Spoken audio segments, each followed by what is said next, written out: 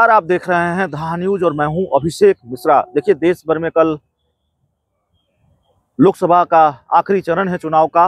बिहार की 8 लोकसभा सीटों पर वोटिंग होनी है। तो कल शाम तक लोकसभा के चुनाव समाप्त हो चुके होंगे और 4 जून को नतीजों का इंतजार होगा। नतीजों के इंतजार से पहले जाहिर है आप दर्शकों के मन में भी इस बात की जिज्ञासा होती है कि किसको कितनी सीटें आ रही हैं, कौन किस पर भारी पड़ रहा है, और बड़ा सस्पेंस भी होता है, बहुत कंफ्यूजन भी होता है।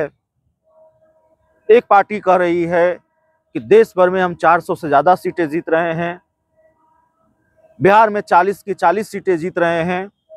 सवाल यह भी है कि क्या यह संभव है 2024 में, और क्या 2019 और 2024 की स्थिति और परिस्थिति अलग नहीं है। ये सवाल बनता है या नहीं बनता है, इस सवाल की गुंजाइश है या नहीं है।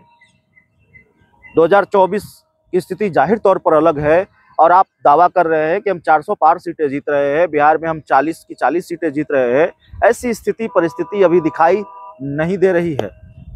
सवाल है कि होने क्या जा रहा है। देखिए, पूरे एनडीए के संदर्भ में हम बात नहीं करेंगे, पूरे एनडीए की हम बात नहीं करेंगे। हम नीतीश कुमार की बात करेंगे, जेडीयू की बात करेंगे, क्योंकि 2024 का लोकसभा चुनाव का परिणाम जब 4 जून को आ रहा होगा तो सबसे ज़्यादा इस बात पर निगाह टिकी हुई होगी जेडीयू का स्ट्राइक रेट क्या है। ये रवायत है, ये परंपरा है। बिहार की 40 लोकसभा सीटों पर आपकी निगाह टिकी हुई होगी। कौन कहां से हारा, कौन कहां से जीत रहा है,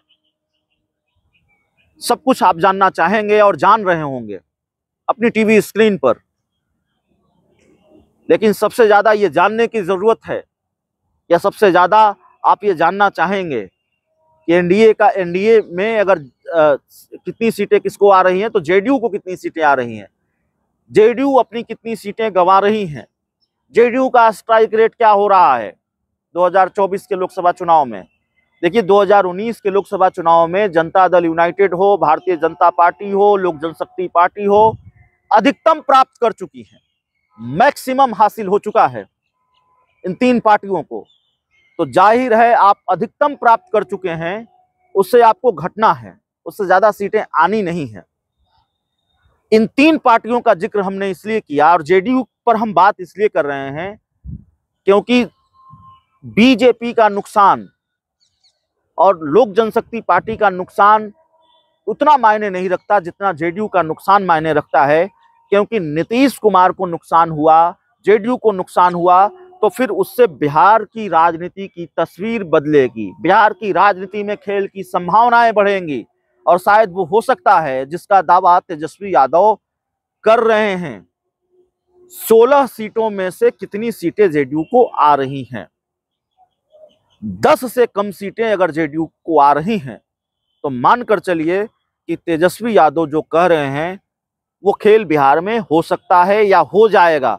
जून का महीना बिहार की राजनीति के खेल का महीना साबित हो सकता है। जून के महीने में बिहार की सियासत में कुछ बड़े खेल आपको देखने को मिल सकते हैं।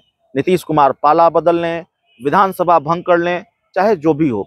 और देखिए, देश के एक मशहूर सेफोलॉजिस्ट, जाने माने सेफोलॉजिस्ट योगेंद्र यादव की हम बात जरूर करेंगे, जो बड़ी मजबूत पकड़ रखते हैं आंकड़ों पर, चुनावी गणित पर, राजनीति के समीकरणों पर।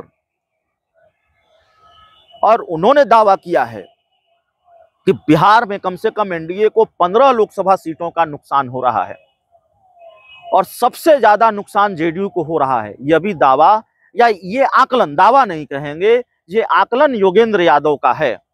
अगर योगेंद्र यादव का ये आकलन सही साबित हुआ और जेडीयू की सीटें अगर 10 से कम आई, एक डिजिट में अगर जेडीयू की सीटें आएंगी, 10 से कम सीटें आएंगी, 6, 7, 8, 9 सीटें आएंगी, तो फिर जाहिर तौर पर नीतीश कुमार के पास बचेगा क्या?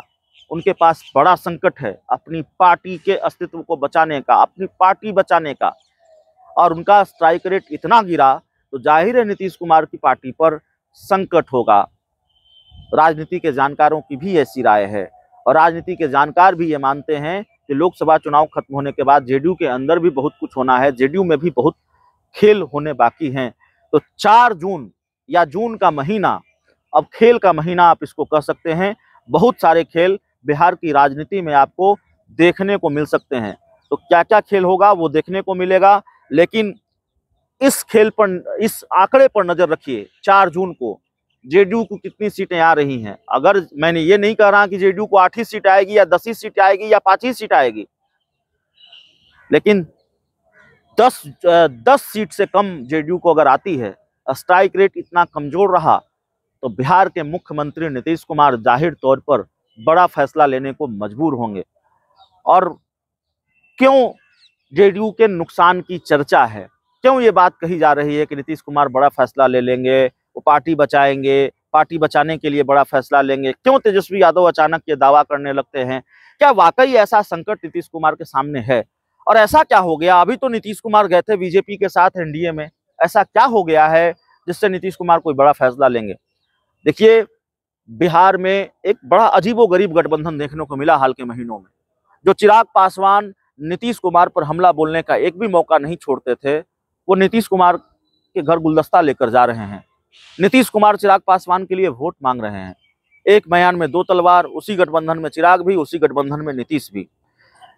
नीतीश और चिराग की दोस्ती हो गई हो, लेकिन निचले स्तर पर जेडीयू के कार्यकर्ता, जेडीयू के वोटर समर्थक और चिराग पासवान की पार्टी के कार्यकर्ता, उनके वोटर समर्थक इस गठबंधन से कन्विंस नहीं हुए और निचले स्तर पर यह गठबंधन दिखाई नहीं दिया है।